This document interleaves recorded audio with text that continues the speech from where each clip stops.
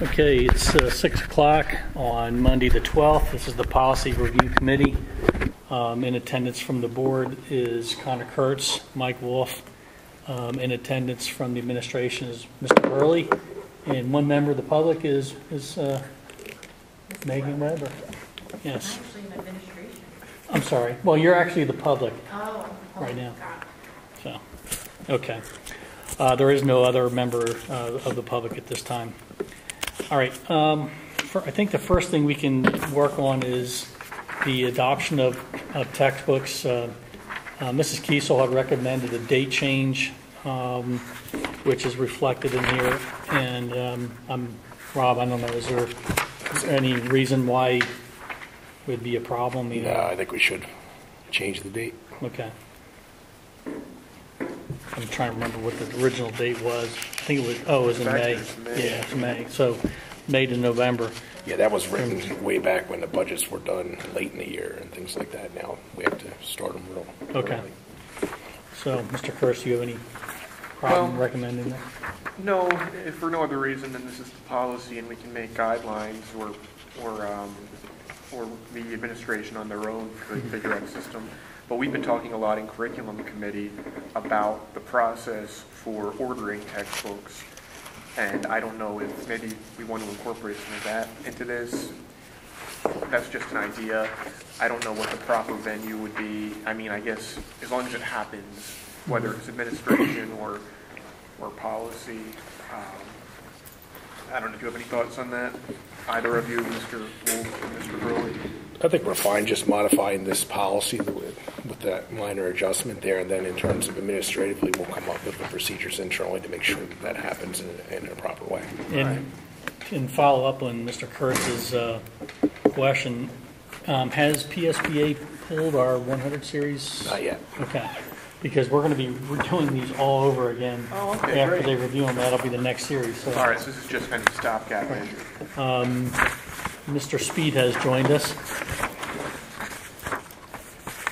Okay. We were talking about programs number 107. It was a date change. It's on the back of the page. It's on the second page. And basically what we're backing the time up, it was originally May to now November, and June to January are the two changes. That was my question.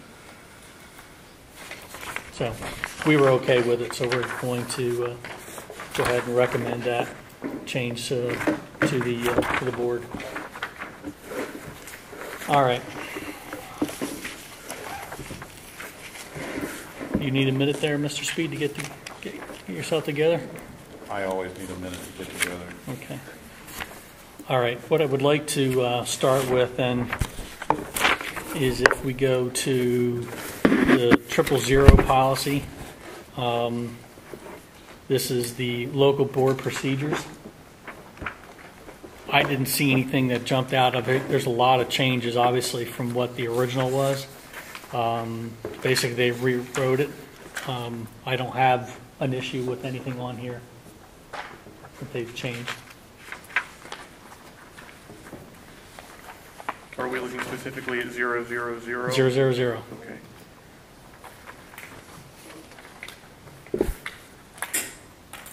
I looked at that. I have no problem. No issues with that either, Mike. I guess something to discuss here under limitations, and the administration shall make the final interpretation of its regulations in regard to policy or administrative regulations. I guess those would be the administrative guidelines. Mr. Hurley? Under all board policies and administrative regulations be interpreted and administered in a lawful manner, the board shall make the final interpretation of its policies, and the administration shall make the final interpretation of its regulations. That's how I understood it. Yeah. Okay. AGs, that's all. Yeah. It's not for does that preclude the board from from interpreting the regulations if the board disagrees with how the administration is It says that the board shall make the final interpretation of the policies, but not the regulation. The administration shall determine the regulation. Well, obviously we have say over any of that. anything they so- do, yeah. I was thinking that. I just Actually, wanna- I did have one question about that as it relates to regulations and board policy. What is the difference between an administrative regulation and board policy?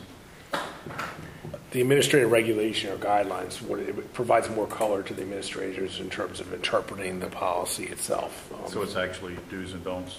Yeah, more of that. With yeah. forms and, you know, Yeah. like when we did our volunteer policy, Right. that's a policy and a guideline kind of all wrapped up into one, because there's the policy of what we want to do as far as volunteers, and then the guideline is here's what they have to have, here's the forms they got to fill out, you got to, you know, come up with a way to track it. Okay. I'm So- fine with this, actually. I'm thinking now, there has been, I mean, some confusion on the board as to what the difference is, and how it was explained to me by Dr. Otto is that the regulations or the administrative guidelines have the same force as policy. And I guess that's true, but I do like, this almost makes it articulates, I think, more clearly that the administration really has that role in executing. I always look at that as maybe this isn't a good analogy, but the board decides, all right, we're going to Denver, Yeah, and the administration picks all the highways and roads are going to Yeah. get to get. I think that's a good analogy. That's a good analogy. all right. That's right on. I have no problems with this. Okay. Mr. Speed, you okay with recommending this for first reading? I am, Mr. Wolf. Okay. All right, we're going to move this to first reading also. Okay, the second one is number 001, local board procedures, title, name, and classification. It's a one-page document, basically. The only question I had was one of the changes they had from our original under purpose. It says public education to serve the needs of the students of the Commonwealth. And really, the students are part of the Commonwealth. Do we list them twice? I mean, I just threw that out as a question. I don't know that it has to be, because we're here for the students, so it's good to amplify that. But did anybody else look at that differently? I think that in terms of what the district does, thinking about how we answer to the entire community, I know there's been some confusion, it seems, or I don't want to say confusion, but some out there like to paint the picture that we exist as a board. The only people we have to keep in mind are the students, and we do keep in mind the students, but we also have to keep in mind the interests of the community at large. And I wouldn't want to diminish that aspect of what the board does, because we do cater to everybody in the school district, not just to students or teachers or parents or taxpayers, but everybody. I wouldn't have a problem with just saying that we exist for the purpose of providing a program of public instruction to serve the needs of the Commonwealth, the academic needs, or I don't Well, that's how it was. That's how it was worded originally. Of the students was Yeah. added. Yeah, and I don't have a problem with how it was worded originally, but I do see here there's some citations. Perhaps, I mean, this is directly quoted from school code, and if so, it doesn't really matter if we, I mean, let's keep the school code language. If I guess it's not that big a deal. In the interest of moving things along, we don't need to argue over it. Yeah, because I think it's a given that we're having the needs of the students. So, I think so too. Yeah. Mr. Speed? No, I can understand Mr. Kurtz's concern.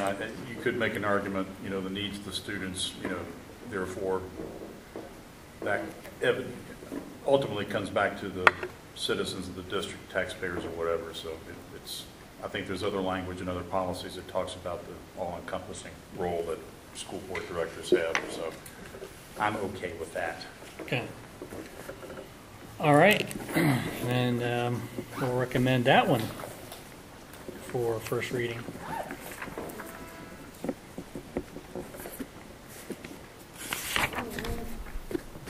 Okay. Number 002, authority and powers. I looked through here, and to your point, Mr. Kurtz, I was clicking on some of these links to go to see where all this and a lot of this language is just verbatim out of the school code. And most of this didn't change. The last two paragraphs obviously did, but this is that language that was right out of the school code. I think the original policy had on the first page, student was child. And I can see now why they changed it, because it goes up to 21 years of age, and from 18 to 21, you're legally not a child. My only thought, and this is just linguistic, is are you a student prior to entering the system? So if you're 6 years old but not in the system, are you really a student? Just as if you're 21 and not in the system, are you really a student? So in other words, somebody gets held back for whatever Well, reason. if you think you're in special education, You can, actually. with the early childhood stuff. Oh, no, I you said, understand. I'm yeah, just yeah. saying you're So you not could a be student. Like it's just semantics. I think that it's almost saying you don't have to provide the education. You have to provide education to every student, but you're not a student until you have been provided that education, if that makes sense. So every person, I think, would be better. But again, if this is school code language, somebody else higher up debated this and determined that was the best language. But every word has a specific meaning, and I love the English language, so it's always fun to talk about them. But And they added there's a lot of fluff in here, but Yeah. I mean, it's again, it's very minor. what we paid for. Yeah. I have no problem with this policy. It's really because it's written. Just saying. You okay? Larry, you're okay with that? I am okay with that. Wow, it's 10 after, I'm already halfway done. Okay. It's not a jinx. Well, Pace yourselves. I need a timeout. okay, the next policy is 003, local board procedures. I had a few things in here. Whenever responsibility is I'm looking at the second page under executive. Whenever responsibility is delegated to the superintendent or other administrator, it is understood that such individual may designate a representative to act on his or her behalf. And is that Robin, your situation? We're asking you to do something, and you're saying, "Well, I'm going to assign this Yes. Mm-hmm. to you, this administrator." That's, Yep. Mhm. Okay. All right. That was just want to correct that. The other thing I had was at the very bottom under evaluation of board procedures. The board president working with the superintendent shall develop an annual plan. I had that question as well. Now, I didn't know what annual plan meant. And Is when that, would that be due? When is that to be completed as well? There's no. Doesn't. I was looking for some context on what that sentence was for. My only guess is it's the paragraph above. An evaluation of its functions, but it doesn't. Yeah, it doesn't. That's just an evaluation. It's not necessarily. It doesn't say anything about a plan. That's confusing. Perhaps PASBA could have some clarification on that. But does it really? Is that something we really want or need? I was Sounds just like looking at striking it. just right. Yeah. Yeah, let's do that. Larry's a Do you have any? I don't want to run over you. Do you have anything else that you were looking at this policy? Yeah, as it relates to the verbiage, Talking about the definition of an emergency, I guess I'll frame the question as something that happened this past year. For example, when those boilers went down in Burswood, is there a chain of command that's written down? And is this the appropriate place to talk about it, I guess? Who calls when, who calls who when, and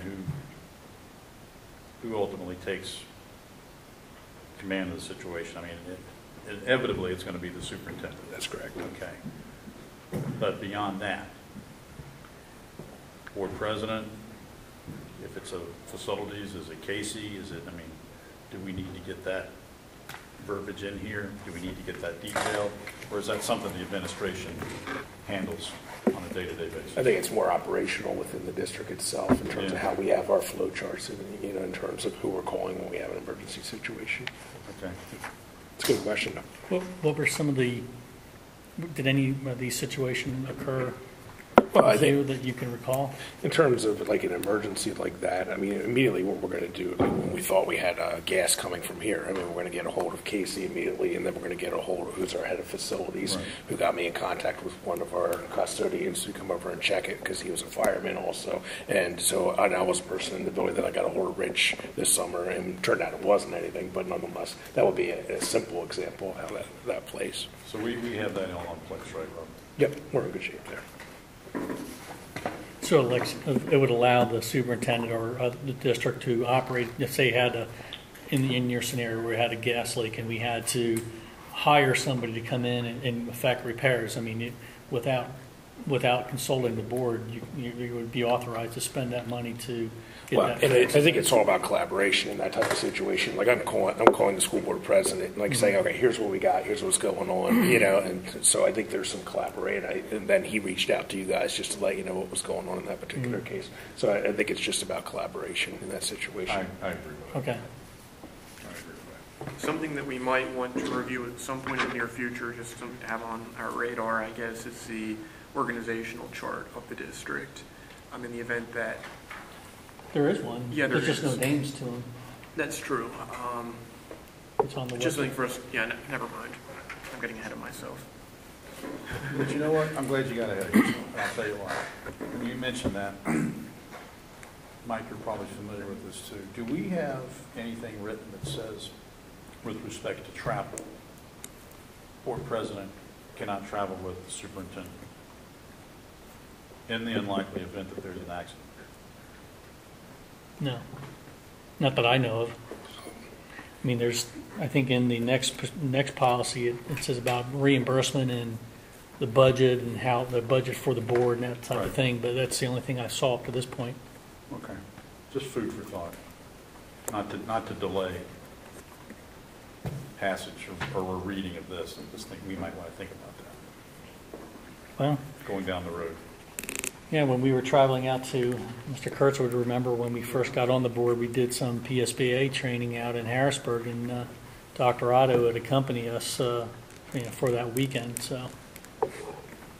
He did turn down the wrong way, he went down a one-way street the wrong way. Gee, I missed Remember that? I said, hey, whoa, you're going there. But he backed up and got out of there. Okay. So do you have anything, Mr. Kurtz? You comfortable with I'm comfortable with this, Mr. Speed? I'm comfortable with this, Mr. Wolf. Okay. provided that we strike out that final section. Since we have a member of the public, do you have anything? Okay. You can come up here. You You're talking loud enough for me. can, okay.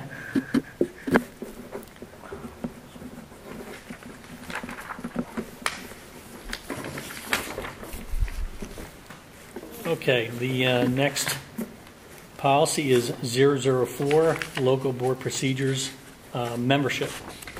Now, this is really a lot of school code as it relates to election law. I saw that there's the new portion added here, temporary vacancy, active military service. Yeah, I think that was a great addition. Yeah, it's fascinating too.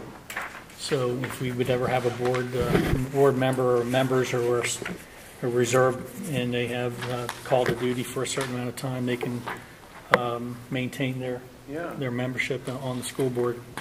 So I think that is, we haven't run across it, but I think it's something great to have in there.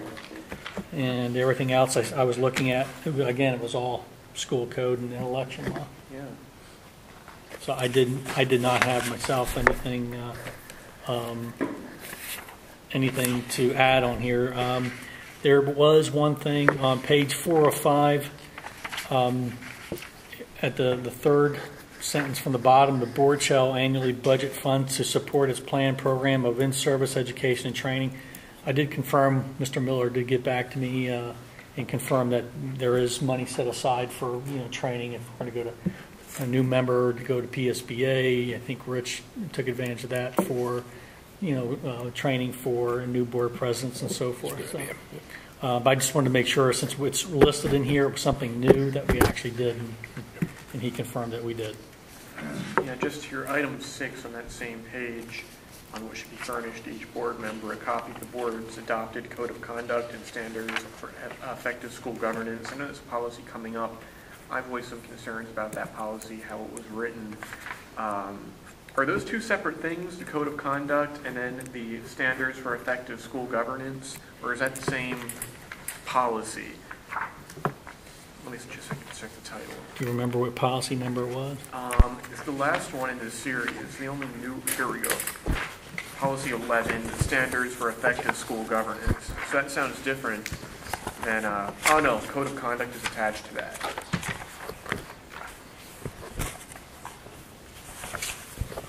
So that is contained in here. It's not like a new document we have to create. It's not highlighted, so this must be our exact policy. That's a brand new policy. We don't have that one at all. Yeah, Policy if it 11. Because we discussed this back probably 3 years ago now. It might have been 4 years. And we talked about adding this policy, but we thought it was just too much PSBA fluff, and we chose not to. So our policy ends at 10. It doesn't go to 11. Okay, I'm glad you read ahead, because I hadn't read ahead on that one. I just remember it from a while back. I think Dr. Otto actually brought it for us to consider. Then maybe on page 3, no member shall be reimbursed for more than 2 out-of-state meetings in one school year. Perhaps we might want to add a line saying that it shouldn't be interpreted to mean that board members shall be reimbursed for fewer than 2 or 2 or fewer. Should we put our, if requested by the board member, Yeah, I think there should be something similar to what we have in our volunteer yes. policy. There needs to be some form of request, I think. And pre-approval, I'd say. I mean, I wouldn't want, like, let's say if I wanted to go to, actually I'll use another example. A school board out near Philadelphia went to New Orleans for the National School Board Convention that happened to be the same week as Mardi Gras. And that was funded by district taxpayers, but I wouldn't want to see one of our board members go to that and then come back and say the policy says that, my interpretation of the policy is that I could be reimbursed. I don't know, it might be helpful to add some line about pre-approval or a vote even. Well, Mr. Kurtz, you're thinking along the same lines as I am, which might be troublesome. But on the last page, page 5, under conference attendance, point number 1, I think that the superintendent, there needs to be a hard stop, 30, 60 days of upcoming conferences, workshops, and conventions that could then be turned into a pre-approval type process. I just don't want to get into a situation where somebody comes up 2 weeks ahead of time and says, hey, I want to fly to Denver for a conference. Yeah. And this says I can do it. I don't want to put the board or any future boards in that kind of position. You know, I think it's got to be pre-approved. It's got to be advertised at least 30 or 60 days in advance. Perhaps the administration can put together some guidelines. Well, what would be, well, I think we could come up with some verbiage right now. We got plenty of time here to kind of put something, pen to paper, and see if we can come up with something to regulate, because we're talking about regulating ourselves. So, Yeah. I mean, I like the fact that you would have to submit a plan X number of days, proposal X number of days in advance, and have that approved as an agenda item. Yeah. I think. agree. I think that's what it ought to be.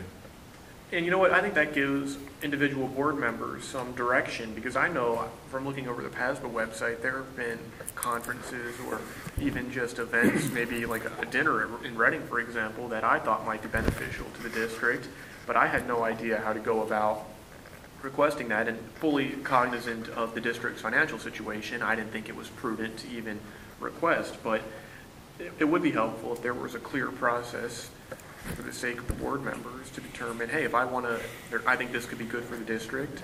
Maybe if the board agrees, I'd like to go. Here's how I can go about making that happen. So we're talking about board members versus. This is all. 000 Board. is all board related. So that would, okay, let's just say, for example, it needs to be submitted 60 days in advance to who, the board president? For inclusion on maybe the superintendent and board president, or just it's for the purpose of including it on the agenda. Yeah, I think you guess. want to have, I mean, it would, putting it on the agenda, obviously it'll be, but it'll be discussed. And that board member would be and should be able to, you know, hey, this is why it's important, it's the benefit to the district. And then it's up to the board. remaining 8 people to decide, you know, whether that's something we're going to pay for or not. Yeah, I don't think that, and Mike did say what it was. I'm just going to Sure. throw out a number, it's like $6,500. It wasn't a lot of money Yeah. in there, so it's not as if you can, you know, pay for airfare to, you know, or wherever. But there's not a lot of money there, so you basically one person could deplete the whole budget for. Right. But I agree. I think it should be that they. I'm trying to think of the verbiage while we're sitting here. But I think I like the idea of submitting a request X number of days in advance, having it placed on the agenda for approval. Right. Is this something we might be able to put a quirk in almost? I might be able to come up with something and review. Well, we have one more policy to review, and we got a half hour left. All right. So we can Let's see spend if some we can put it time to here and bed. get it done. I'm sorry? Let's see if we can put it to bed. Yeah. All right. I guess the first place is where should it be inserted? Because we start talking about the solicitors being reimbursed. We start right away. We start talking about board members about reimbursement. Maybe right before that. If you have any suggestions, Rob, please.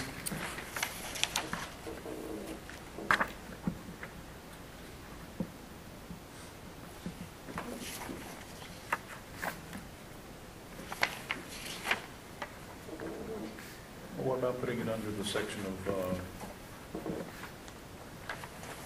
board member education / training, page 4? Well, I think it should be here under expenses.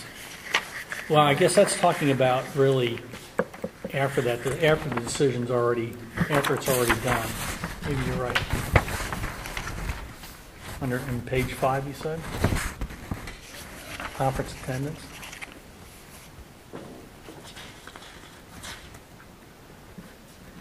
Get there.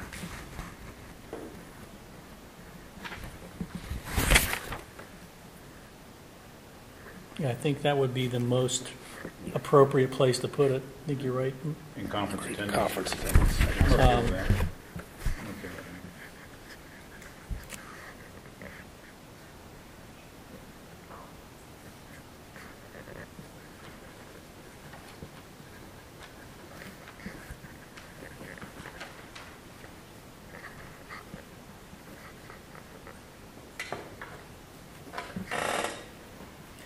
I think it should go between 3 and 4.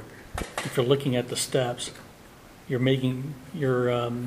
superintendent is making it known in a timely manner. What that doesn't really, but hopefully you're going to there's a deadline for sign up, and you would hope it would be a week or 2 weeks before that deadline or more. That. I'm sorry? Or before that. Or before that. The funds for the conference, those are budget on an annual basis. Then when a conference, workshop, or convention is not attended by the full board, those who do not participate shall share information, recommendations. So you're talking about, it's going on to talking about, all right, if the decision is only certain members or one member's going, how they're going to disseminate the information that they've learned. And then they move right to reimbursement to the board members. So I think, unless somebody has a better suggestion, I think it should go between 3 and 4. I'm okay with that. I think Mr. Purchase. Yeah, That was- eliminating over here. yes. Have some thoughts on the language. Okay. Mr. Hurley, do you have any? I think it's the You perfect think spot it's, for it. think Yeah. it's, okay.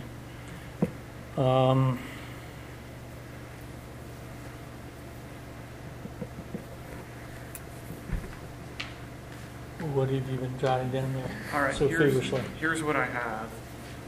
A board member who is interested in attending a conference and receiving reimbursement for expenses incurred must notify the board president, secretary, and superintendent no less than, insert time here, I said 3 weeks, prior to the conference registration deadline. The president shall include the item on the nearest board voting agenda to be voted upon by the board. Yeah, that's pretty good.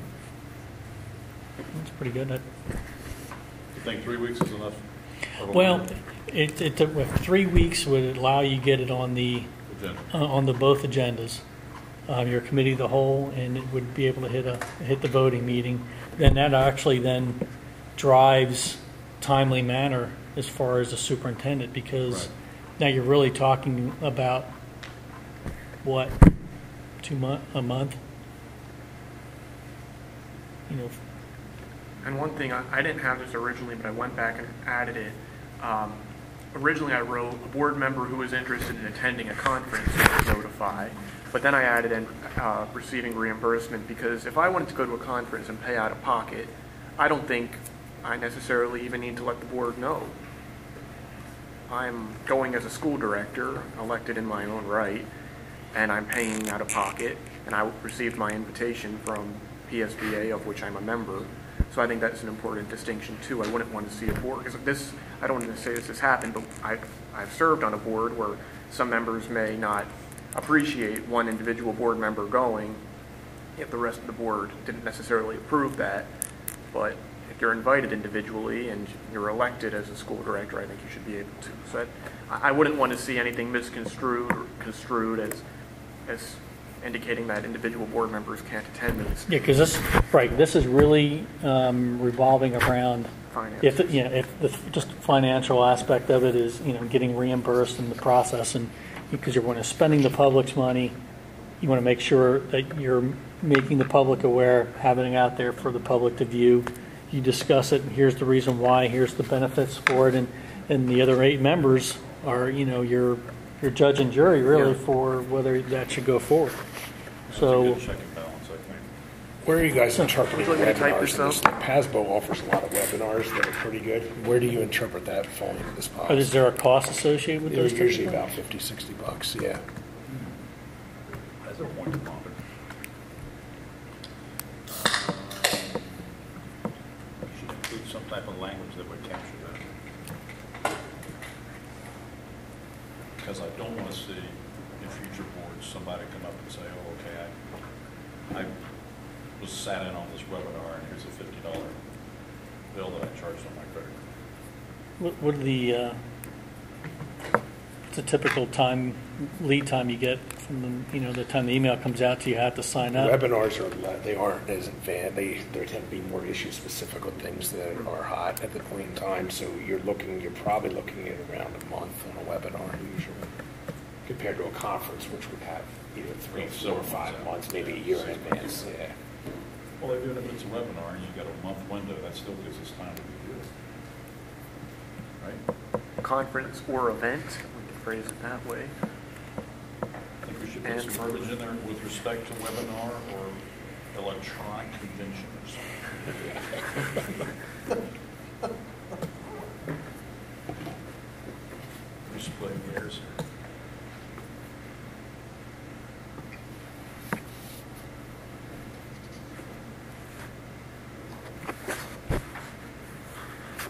Okay.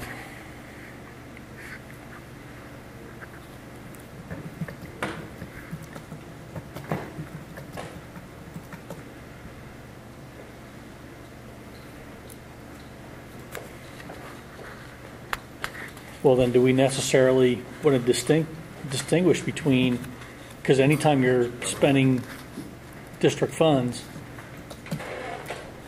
that We want to be able to capture that, yeah. So we put verbiage in there that talks about conferences, webinars, you think about that, Mr. Curtis?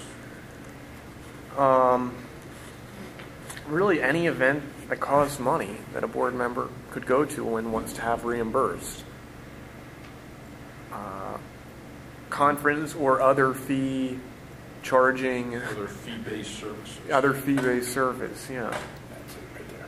How do you think about that? Okay, where are we putting that in? I was too busy writing something down. Maybe right under board member education training, we could put it right above the school community shall be kept informed of the board's continuing in-service education and training, or even right below that. Or below, the board shall annually budget funds to support its planned program of in-service education and training. Anywhere in there, I think it would belong. Or it could even be a brand new section. Pre-approval.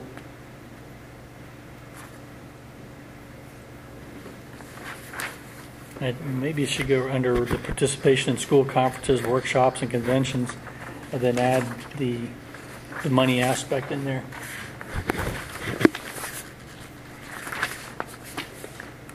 Where is that? It's on the bottom of page 4 or 5.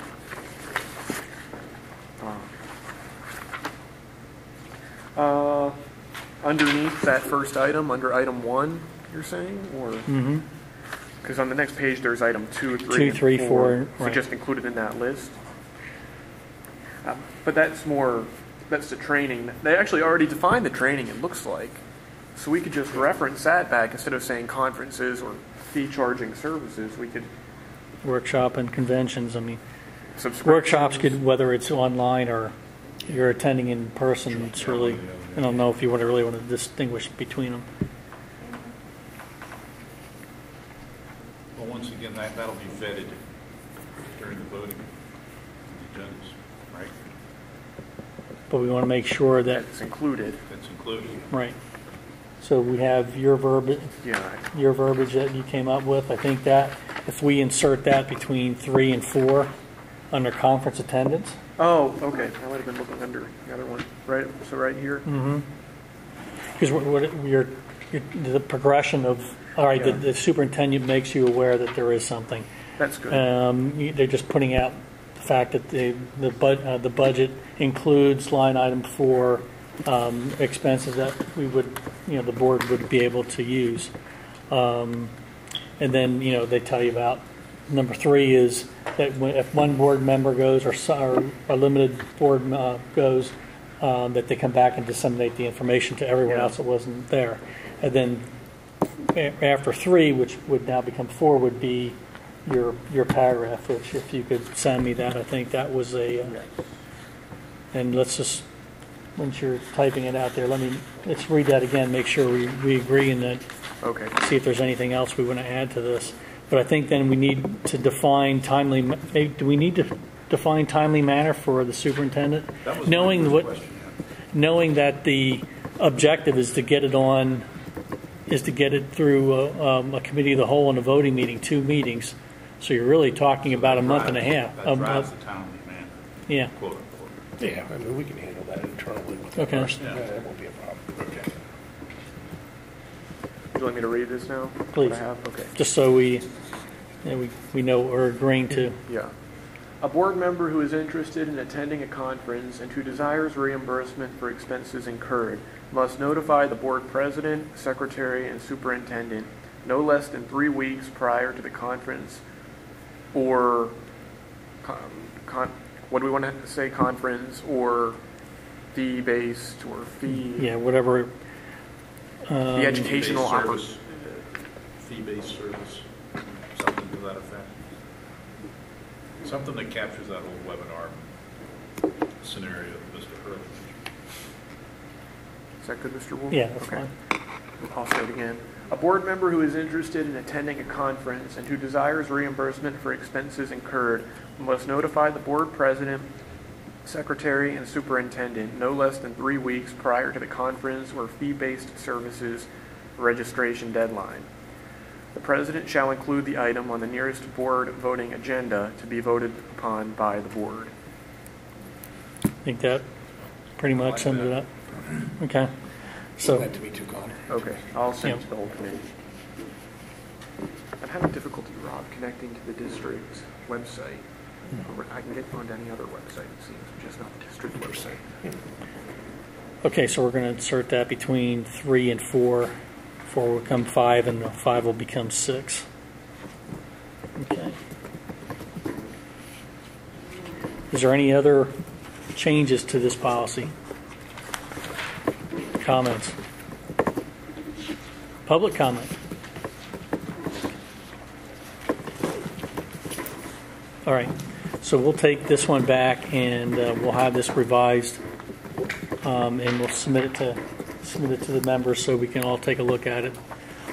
Carol, Mrs. Bites hasn't seen this, obviously. Okay.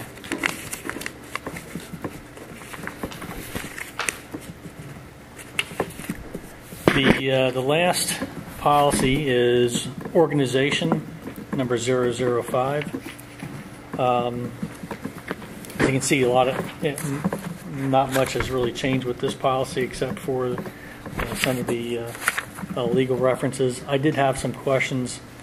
Let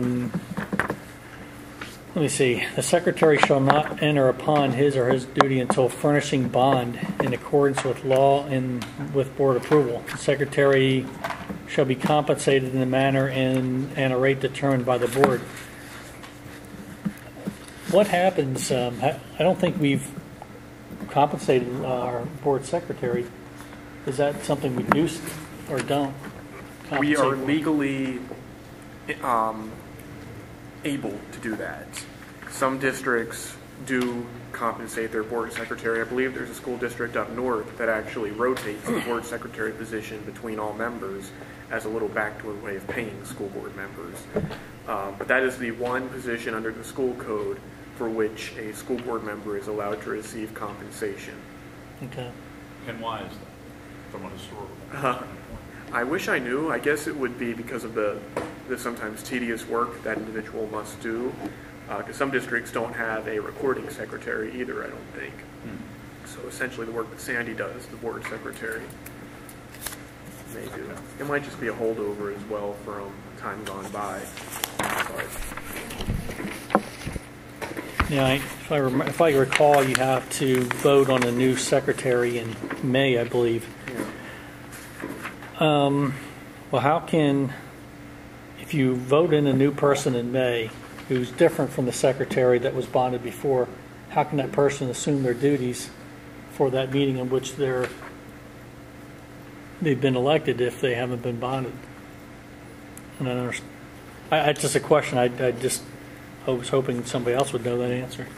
Well, I'm thinking back to when Mr. McCullough resigned from the board and as board secretary that one night after Monica Hamill had already been elected the new secretary, and she took over his duties on an acting basis, I think, until she was bonded. I believe that's what happened. So perhaps that might be the answer. I don't know. But you know, back when I was elected board, I was an elected board secretary, I was elected board treasurer, which also must be bonded. That was done prior to, because I was elected in May, board treasurer at the same time the secretary was elected, but I didn't take over until, I think, July 1st, at the start of the fiscal year. So there was time in the interim to get me bonded. So I don't know if this is similar at all. Well, I guess, all right, just hypothetical. Mr. Basil is our current board secretary. He's also, up for election come November. If he wouldn't be successful in his run, we wouldn't have a board secretary come the reorganization in December, of which we would have to nominate a secretary at that meeting as well. Not necessarily, and this is interesting because the secretary and the board treasurer need not be members of the board. So if Andrew is no longer a board member come December, I believe he's still legally entitled to remain board secretary for the remainder of his term, which at the time he was elected, I believe, was 4 years. So you could have the situation where the board secretary is not a member of the board. In a lot of districts, they make, I believe in Pottstown, for example, the business manager is the official board secretary. And I did see reference in here about having a third party, someone you hire to be board I secretary. believe in districts of the first and perhaps second class, it's required that the secretary be a non-member of the board. So again, there's some difference between districts. Well, there were a lot of legal references to school code, Yeah. so I just questioned it because it looked a little unusual to me.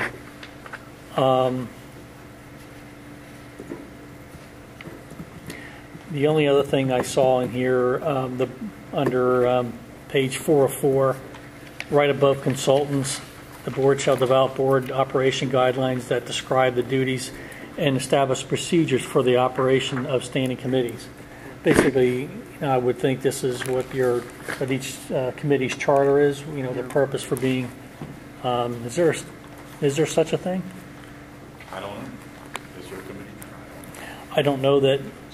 Not that I've ever seen. Yeah, the only thing I can think of that might at all be similar was when the policy committee was created as an ad hoc committee. On the agendas, I just included a 1 or 2 sentence line explaining the role of the policy committee, but I don't believe there's anything. There could historically be, back when the finance committee was first created, whatever that was, maybe there was a resolution that explained what the finance committee does, but nothing comes to memory. That might be beneficial, though, to have it listed. Because everything up to this point, I think, has been, all right, the finance, it's finance. Policy, it's this. Facilities, it's buildings and grounds. What am I missing? Curriculum, instruction. I think they're all pretty straightforward. They each are, I don't know. Yeah. I would be reluctant to try to recreate the wheel. This is just something that was thrown in there. This is doesn't have a school code reference or anything like that on it. We're not doing it. So I hate to put something in a policy that says what we're doing when we don't do it. So either we do it or we strike it from the policy because we're not doing it. Yeah, I don't know that that's. I think it's pretty straightforward what what these committees are for and their purpose. My opinion would be to scratch this paragraph. Yeah. Since we're not doing it, why put it in? You in agreement, Mr. Kurtz? I am. Mr. Speed? I am. All right. We're going to take that out. I have sent those proposed Thank you. changes. Now just make sure you get them because, again, I'm having some issues. Oh, no, it didn't deliver. Never mind. That's because of the internet website not working for me. I'll try again later. Is there any other changes to this, or questions or comments about this policy 005?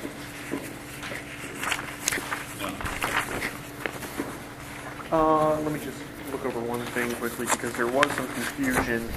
We did change the organization policy to specify that we vote on officers by taking nominations and then voting, going around the table with each member stating the name of the candidate they preferred. Prior to changing the policy, the method was, let's say I wanted Mr. Wolf to be board president. I'd say I nominate Mr. Wolf for board president. Then that's the only nomination allowed on the table, and a vote has to be taken. So Mr. Wolf could get 5 votes, but let's say somebody else wanted to nominate Mr. Speed could get 6 votes. But because Mr. Wolf already received 5 votes, he's board president. So there was an issue, and Mr. Basil can attest to this, of You can only have one. it became a shouting match to make a nomination first. And that I don't recall that. this was apparently way back when Mr. Basil first joined the board, but I don't want to speak for Mr. Basil. I can see that being an issue, and I know it has been in other districts. So we specifically added language back when I chaired this committee in the first round to specify the process as we do it in Daniel Boone. And I don't know if that's in here or not. That's a good point. And I would look online, but again, the website isn't working for me.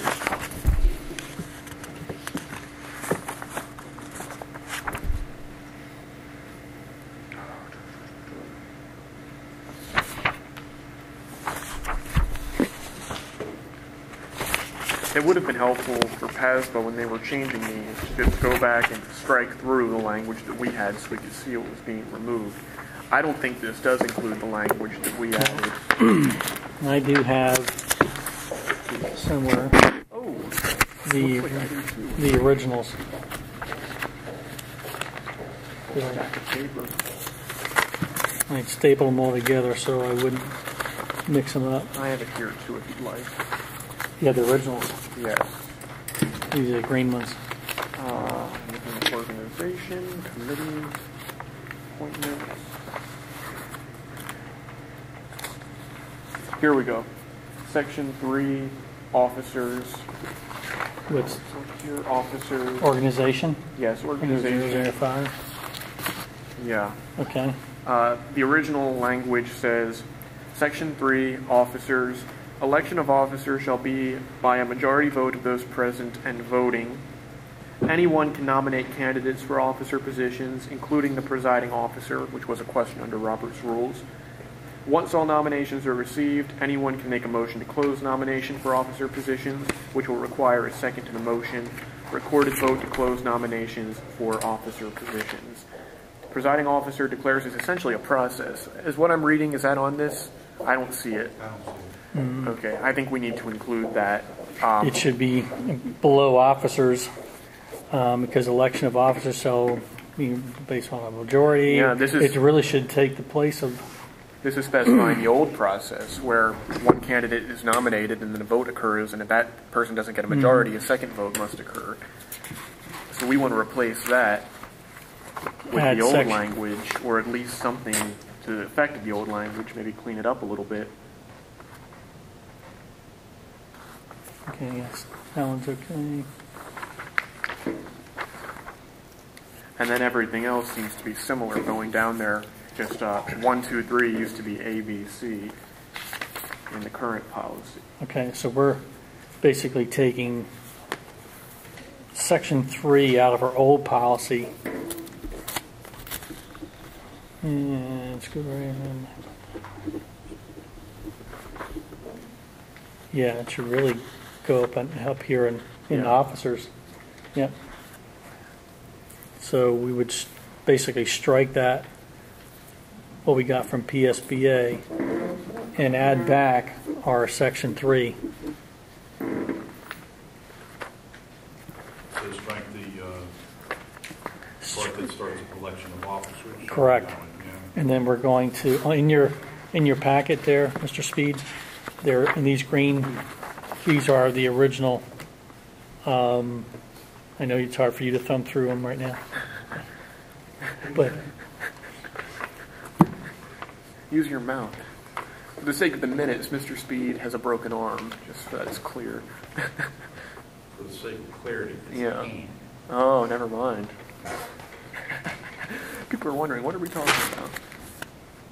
There was another thing on here that I remember we changed, and I'm looking to see it in here.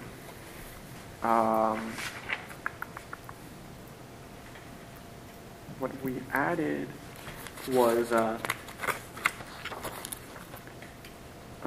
committee shall consist of no more than 4 board members. The superintendent and board president shall serve as ex officio member on all committees. yeah, We're that's missing some articles in here. right here in board committees. Ex officio members shall not possess voting. It does talk about the board president and superintendent shall serve as ex officio members on all committees Yes. under board committees. Is that 4 or 5? 3 or 4. Yes, under Okay. board committees. Yeah. Now, where does it say they shall not vote? It's right in that. Okay. We, I believe, did we, let me see if it's still, no, it does say in here, ex officio members do not possess voting rights. But that was something I think we discussed, Right. whether the board president should be able to vote, because just being ex officio does not necessarily mean that you do not possess voting rights. I think we actually may have added that, But it can, because if you it's have, typically understood. right, it would depend if you have more than 4 members, because then says you earlier. then you're going to show, then you're going to be at a quorum. Yeah. Okay, I'm glad it says that because it clarifies, because a lot of people just assume if But you're it does ex say officio, you ex don't officio vote. members Yeah. have no voting rights. All right, that's good. So the only thing then we're recommending that we change. is the section 3 Yeah. from the original. Okay. Yep. Mr. Speed, are you okay with that? We have a hard stop coming up here in a couple minutes. I am. Are we really done at 7? Do we have executive session? Oh, I forgot. Okay. Any questions from the public? Just about the fundraising, you didn't talk about that, did I miss that? No, ma'am. We have not talked about fundraising today. I do try to get my agenda out on the website by at least Wednesday or Thursday of the preceding week. You did say that you were going to look at it in the bottom. It's upcoming. That means we're not. It means that we're going to be discussing in the future. We have some things in the past. Once you see something in process, those when it shows up on the agenda as something we're going to be actively working on, then it'll be listed at the top. Very good. Okay. Very good. You're welcome. All right. It is 7:52, and we're going